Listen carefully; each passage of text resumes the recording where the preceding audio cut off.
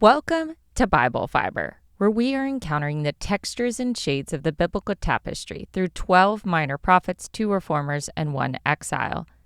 I'm Shelley Neese, president of the Jerusalem Connection, a Christian organization devoted to sharing the story of the people of Israel, both ancient and modern.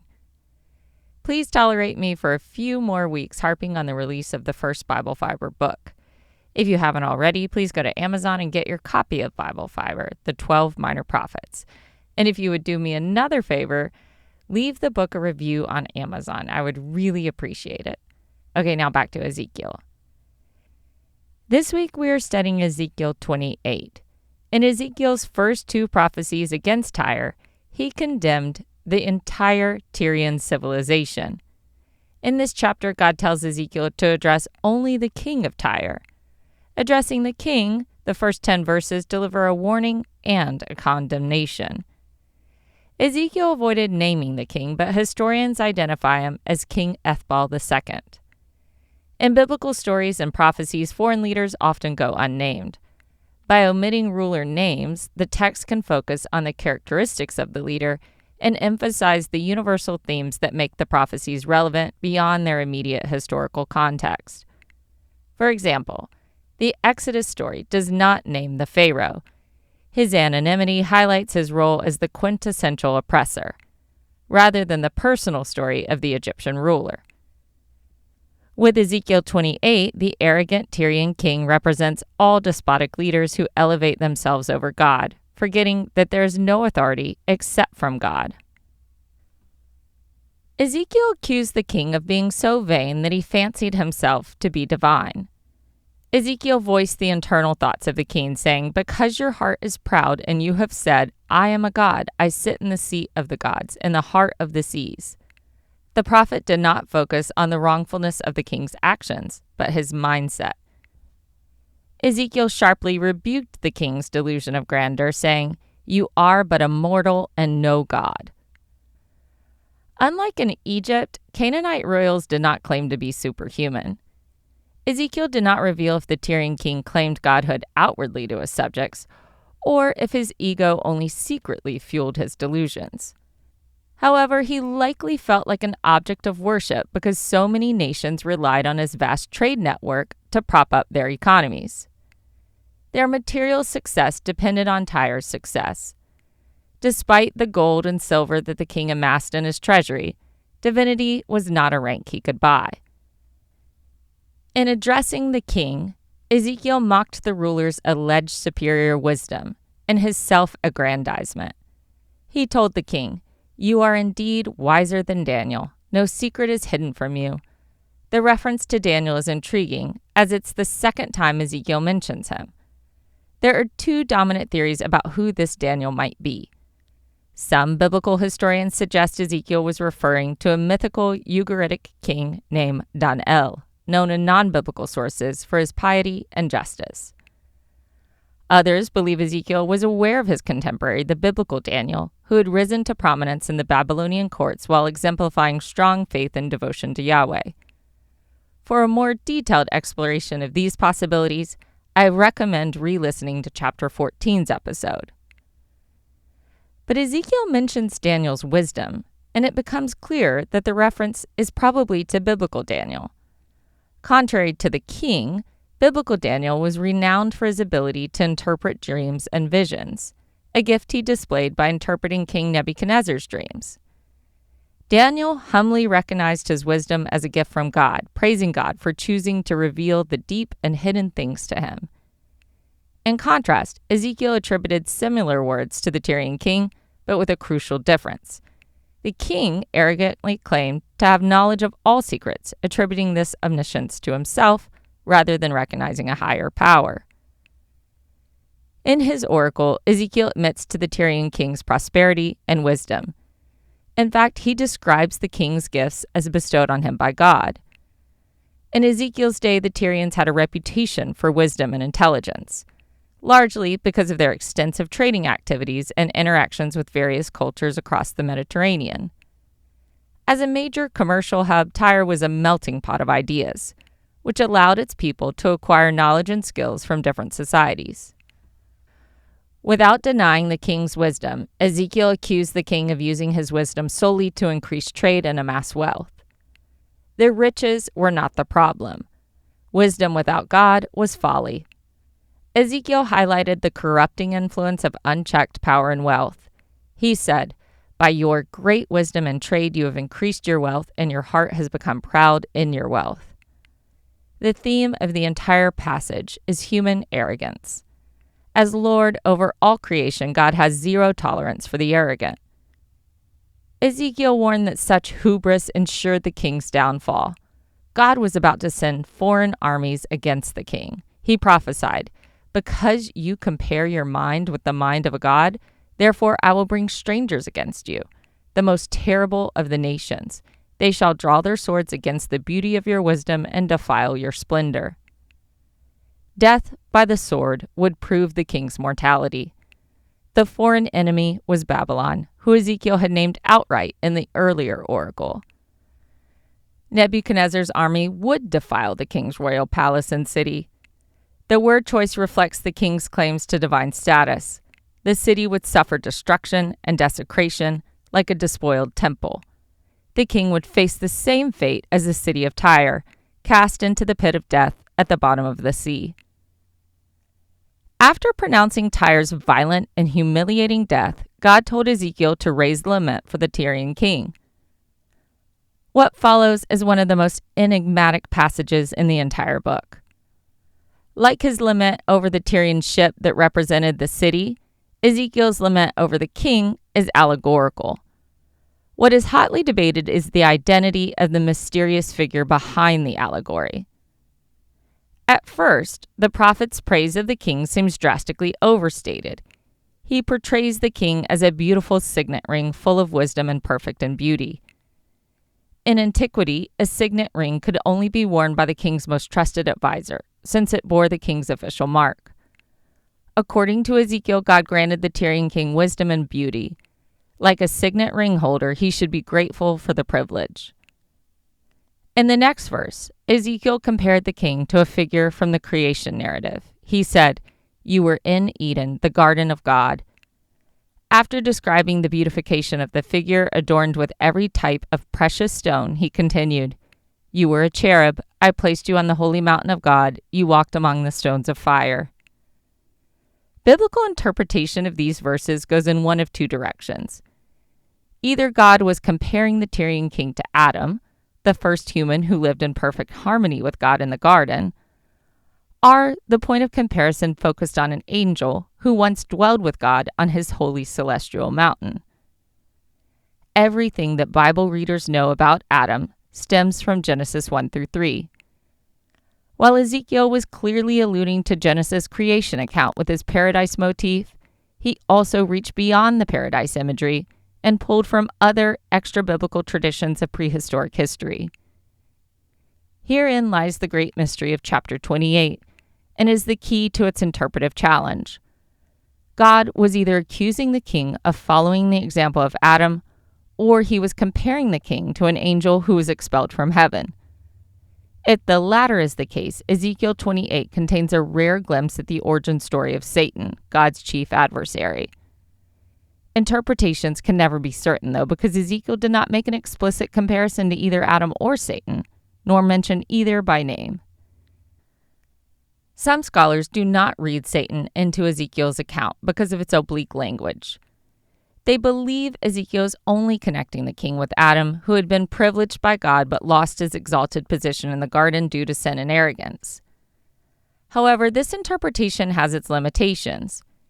Genesis never describes Adam as perfect, wise, or beautiful, nor does it attribute any supernatural qualities to him. Also, Adam never became wicked or violent. One possibility is that Ezekiel had both Adam and Satan in view. Many scholars suggest that the text intentionally blends these images, comparing the king of Tyre to both Adam and a fallen angel. I support this perspective because Ezekiel preferred intricate, multi-dimensional imagery to convey most of his messages. Ezekiel lamented, "You were blameless in your ways from the day that you were created until iniquity was found in you." Before Adam sinned and ate the fruit of the tree, he was certainly attributed with innocence.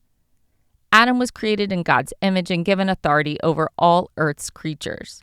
Like Adam, God also blessed the Tyrian king with all he possessed. Rather than turning to the Creator God with gratitude and devotion, the king abused his power. Ezekiel said, "In the abundance of your trade, you were filled with violence and you sinned."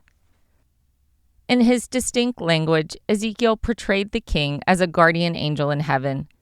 He said, "I cast you as a profane thing from the mountain of God, and I drove you out, O guardian cherub, from among the stones of fire." In the Genesis account, the cherubim's only job was to protect the Garden of Eden's entrance. But Ezekiel may be describing an angel that God commissioned to guard the heavenly throne room. Perhaps the stones of fire are a reference to stars.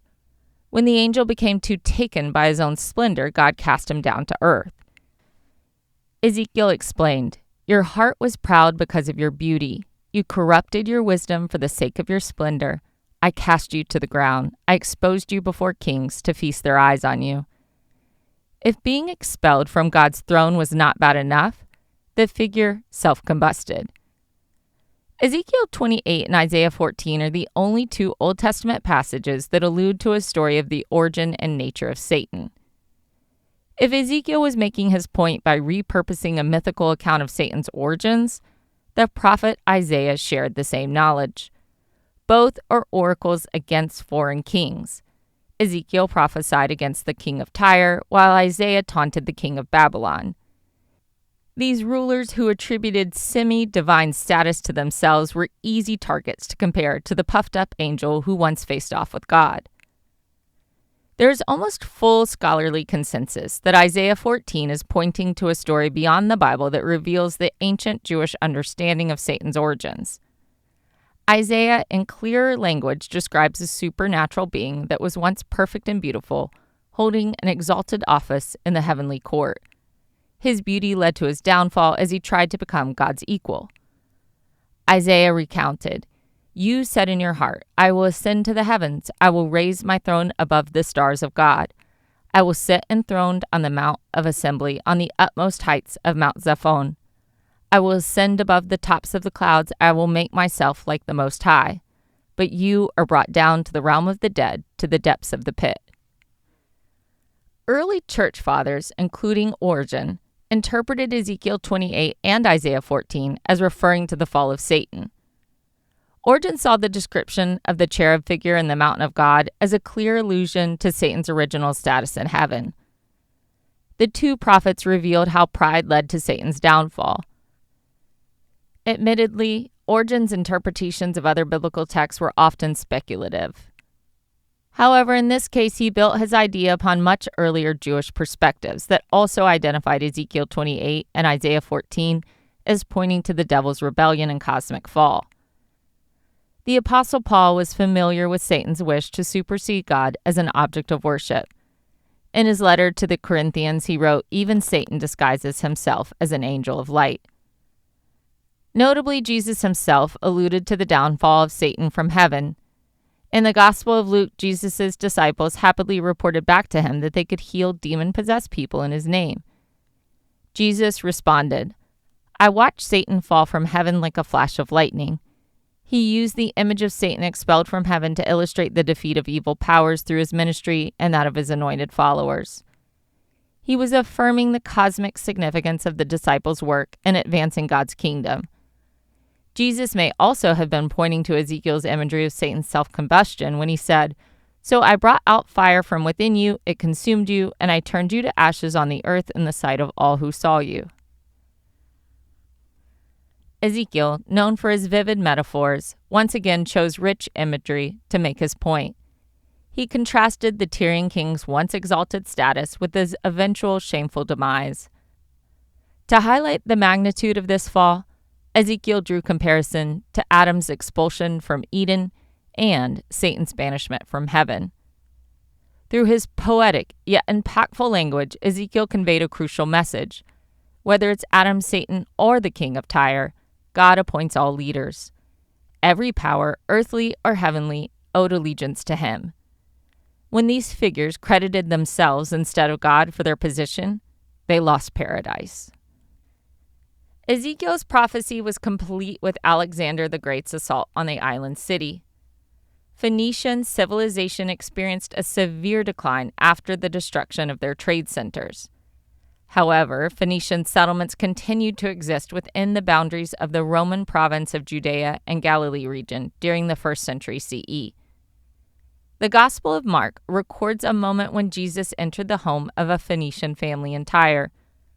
For whatever reason, Jesus did not want to attract attention. He may have planned to dedicate this time to ministering to the Gentiles in that area, free from the usual crowd distractions in Galilee and Judea. Word spread of his arrival, as it often did, and a Phoenician woman with a demon-possessed daughter begged Jesus to heal her. Jesus famously responded to her request. "Let the children be fed first, for it is not fair to take the children's food and throw it to the dogs." What he meant was that he was sent first to the Jews. The woman demonstrated her great faith by responding humbly yet persistently, acknowledging the priority of the Jews but pleading for his mercy for her daughter. The woman's faith and humility moved Jesus to expand his compassion beyond the Jewish people, foreshadowing the eventual spread of the gospel to all nations. This interaction highlights Jesus' willingness to challenge cultural and religious barriers, as well as his responsiveness to genuine faith from anyone, even the previously cursed Tyrians. This is a crucial moment for Jesus' ministry expanding to the Gentile world. The story of the Bible is a revelation of God extending himself to humanity and expanding the covenant to the faithful. All things find redemption and renewal in Jesus. In Ezekiel, the Tyrians were banished to the realm of the dead alongside their Satanesque ruler. Yet Jesus, in one crucial moment of compassion, redeemed a Tyrian child, demonstrating his power over Satan and the expansiveness of his love. Jesus was the opposite of the Tyrian king in every way. The Tyrian king was condemned to eternal exile in the pit. Jesus descended to the realm of the dead to proclaim his victory over sin and death. Jesus' death was not a consequence of his pride like the king. He died because of my pride and your pride. The Tyrian king, like Satan, lost paradise because of his conceit. Jesus gained paradise for us all through his weakness. That's it for Ezekiel 28. At the end of the chapter, 2 crucial verses offer a future blessing for Israel. I hold them tightly as a message for modern Israel, and I shared those verses in the special episode marking the 1-year anniversary of October 7th. Thank you for listening, and please continue to take part in this Bible reading challenge. For all the biblical references each week, see the show transcript on our blog or by signing up for our emails at thejerusalemconnection.us. Shabbat Shalom, and Am Israel Chai.